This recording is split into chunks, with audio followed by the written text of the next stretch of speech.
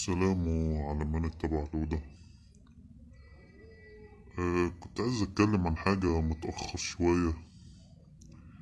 عن طبعا يعني انا مش مستغرب ولا متفاجئ ولا، بس عايز اقول حاجة، اوجه رسالة للعرب، او السعوديين مثلا. في صحفي كده مصري، انا معرفوش، اول مرة اسمع عنه. بيقولوا انه شغال في جريدة تقريبا الجمهورية او الاهرام، مش عارف. كتب مقالة يشتم فيها السعوديين وقال هنحتلهم وكده. المهم، بس انتوا بتشتكوا ليه؟ انتوا زعلانين ليه يا خلاجة او يا عرب؟ زعلانين ليه من الشتايم دي يعني؟ انتوا مستغربين ليه؟ وانتوا اول مرة تتشتموا؟ وانتوا حكامكوا بيهنوكوا يوميا.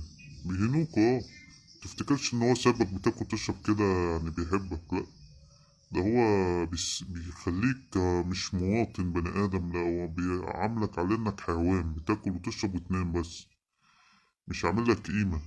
ثانيا، لو بالنسبة للإعلام اللي عندنا لو بيشتمكوا وزعلانين يعني، دول صنيعة أعمالكم انتوا. يعني من أعمالكم سلط عليكم. يعني مثلا انتوا، ما في صحفيين السعودية دعمتهم فتح لهم قنوات، والإمارات كذلك. يعني مثلا عمرو أديب ده، ياما سب في الشعب المصري بس بطريقة غير مباشرة. ياما تسبب في انشقاقات في الشعب المصري ويعني وعرس للحكام. وهو شغال فين حاليا؟ قناة سعودية، ام بي سي مصر، ممولة من السعودية.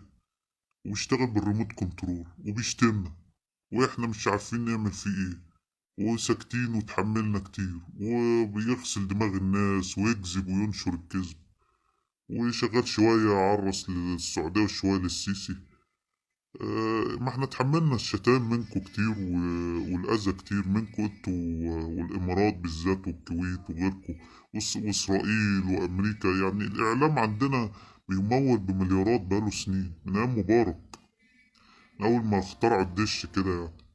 فانتوا ليه زعلانين؟ ما عادي ابلعوا شوية من القرف اللي انتوا بعتهم لنا، اللي انتوا السبب فيه. يعني خراب مصر وتفرقة الشعب المصري وكده. يعني انتوا مجتمع متفرق، انا عارفكم انتوا كشعوب عربية خليجية. عندكم الاكتر السائد عندكم هو القبلية. يعني بتحبوا العشيرة والعشائر، وانا من قبيلة كذا، انا من عائلة كذا. ما هي دي العنصرية على فكرة.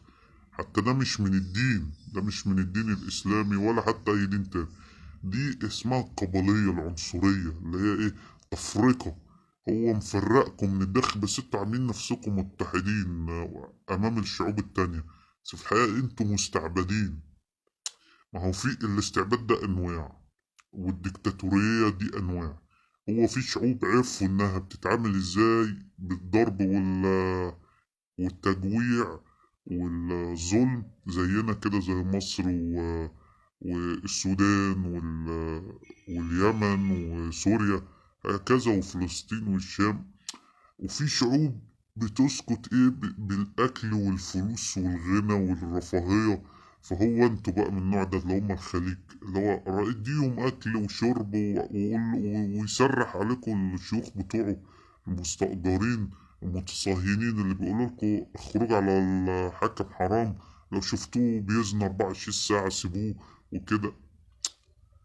انما انتوا، ليه سيدنا محمد كخاتم المرسلين عليه الصلاة والسلام نزل عندكم انتوا بالذات؟ آخر نبي هو نزل عندكم انتوا.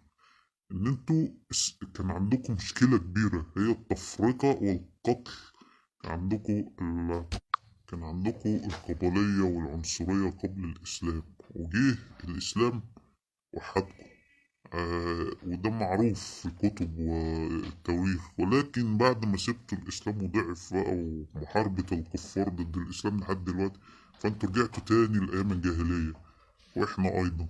يعني بس انتوا السبب بقى المرة دي. يعني انتوا صدرتوا لنا التفرقة والعنصرية والكفر من ناحيتكم بطريقة غير مباشرة أو مباشرة.